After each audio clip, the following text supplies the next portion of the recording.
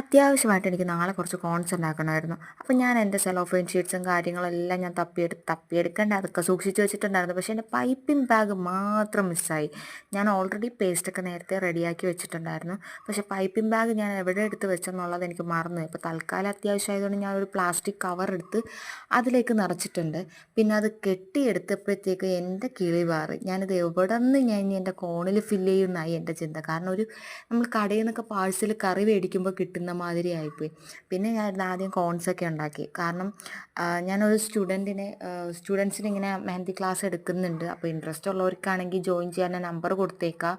മെഹന്തി ക്ലാസ്സൊക്കെ വേണമെന്നുള്ളവർക്കാണെങ്കിൽ ജോയിൻ ചെയ്യാൻ. ബേസിക് ആയിട്ടുള്ള കാര്യങ്ങളൊക്കെ പഠിപ്പിക്കുന്നതാണ്. അപ്പോൾ ഞാൻ അതിനൊക്കെ വേണ്ടിയാണ് ഈ കോൺസ് ഉണ്ടാക്കുന്നത് തന്നെ.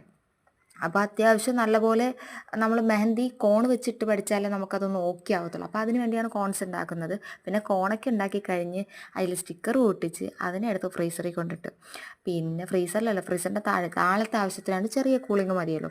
അപ്പോൾ ഇന്നത്തേക്ക് ഇത്രയേ ഉള്ളൂ. Tata bye bye, see U.